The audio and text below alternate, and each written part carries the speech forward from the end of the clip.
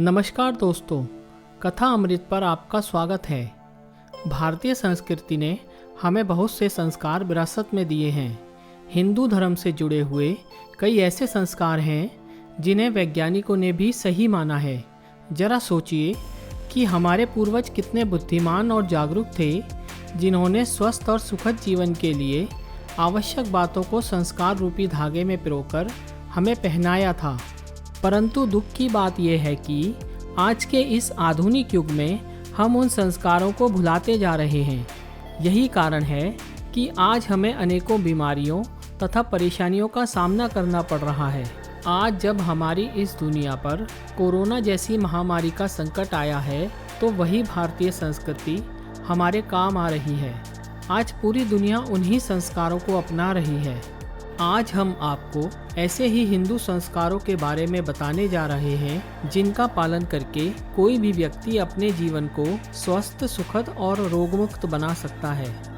Number 1, नमस्कार करना। नमस्कार करना हमारी संस्कृति का प्रतीक है। हिंदुओं की पहचान बना नमस्कार केवल एक परंपरा ही नहीं, बल्कि इसके कई भौतिक और वैज्ञानिक फायदे हैं। जब हम नमस्कार करते हैं तो दोनों हाथ आपस में जुड़ जाते हैं, जिससे उंगलियों के ऊपर दबाव पड़ता है। ये एक्यूप्रेशर का काम करती है। इसका सीधा असर हमारे कान, आँख और दिमाग पर पड़ता है, जिससे स्मरण शक्ति बढ़ती है और सामने वाला व्यक्ति हमें ज़्यादा दिनों तक याद रहता है। लेकिन आज के समय में सभी लोग अभिवादन के रूप में हाथ मिलाने लगे हैं, जो कि भारतीय संस्कृति के अनुसार उचित नहीं माना जाता। ऐसा इसलिए है क्योंकि दिन भर में हमारे हाथों में बहुत से कीटाणु जमा हो जाते हैं। ऐसे में अगर हम किसी से हाथ मिलाएंगे तो संक्रमण होने का खतरा बढ़ सकता है। नंबर 2, शुद्ध शाकाहार भोजन।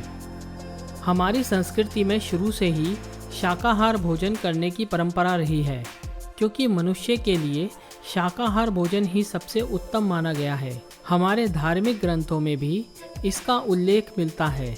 एक पुरानी कहावत है, जैसा अन्न वैसा मन। श्रीमद् भागवत गीता में भी बताया गया है कि अन्न का सीधा असर मनुष्य के मन और विचार पर पड़ता है। मनुष्य जिस प्रकार का भोजन करता है, उसकी बुद्धि, मन और विचार भी उसी प्रकार कार्य करते हैं। जो मनुष्य सात्विक भोजन ग्रहण करता है, उसकी सोच भी सात्विक होगी।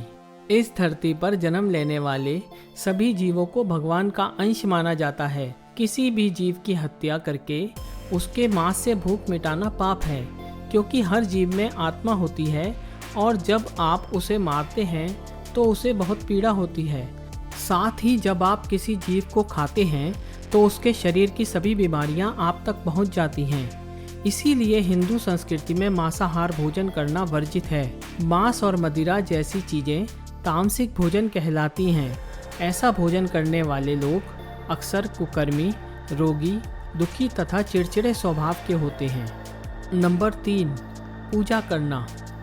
हमारी संस्कृति में पूजा करना सबसे महत्वपूर्ण माना जाता है।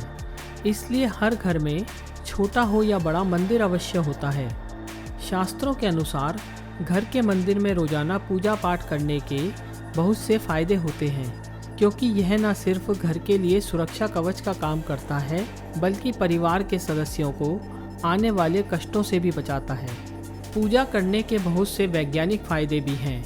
हमारे यहाँ हवन, यज्ञ, दीपदान, मंत्र, जाप आदि द्वारा ईश्वर की पूजा की जाती है, जिसका प्रभाव मनुष्य ही नहीं बल्कि प्रकृति पर भी पड़ता है।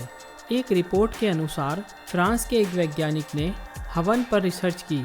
तब उन्हें पता चला कि हवन में आम की लकड़ी का उपयोग होता है, और जब आम की लकड़ी जलती है तो उसमें से फार्मिक एल्डिहाइड नामक गैस उत्पन्न होती है, जो खतरनाक जीवाणुओं को मारकर वातावरण को शुद्ध करती है।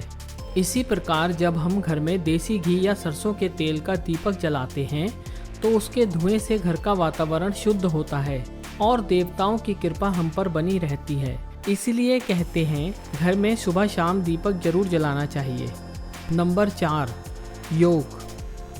योग हमेशा से ही भारत की प्राचीन परंपरा का अमूल्य हिस्सा रहा है। किसी भी तरह की शारीरिक या मानसिक परेशानियों से छुटकारा पाने का सबसे आसान तरीका है योग। इसके सबसे पहले योग गुरु भगवान शिव को माना जाता है। प्राचीन भारत में भी योग का महत्वपूर्ण स्थान हुआ करता था। उस काल की कई मूर्तियां और चिन्ह मिले हैं जो योग तंत्र को दर्शाते हैं।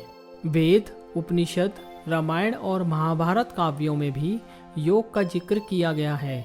योग करने से मन शांत रहता है और ये हमारे शरीर की रोग प्रतिरोधक क्षमता को बढ़ाता है। योग द्वारा किसी भी गंभीर बीमारी के प्रभाव को काफ़ी हद तक कम किया जा सकता है। नंबर 5, स्वच्छता।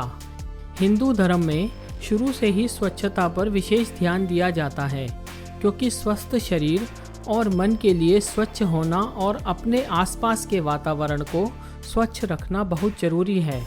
प्राचीन समय में लोग साफ सफाई पर बहुत ध्यान देते थे, जैसे बाहर से आने पर तथा भोजन से पहले हाथ पैर धोना, नहाने के बाद ही रसोई में प्रवेश करना, सुबह शाम घर में झाड़ू पोंछा लगाना। जब हम बाहर से आते हैं तो न जाने कितनी अशुद्धियां और कीटाणु हमारे पैरों के साथ ही घर में प्रवेश कर जाते हैं। इसलिए बाहर से आने के बाद हाथ पैर धोकर ही घर में प्रवेश करना चाहिए। ऐसे ही भोजन करने से पहले भी हाथ पैर धोने चाहिए, ताकि हाथों में मौजूद कीटाणु हमारे शरीर में प्रवेश न कर सकें।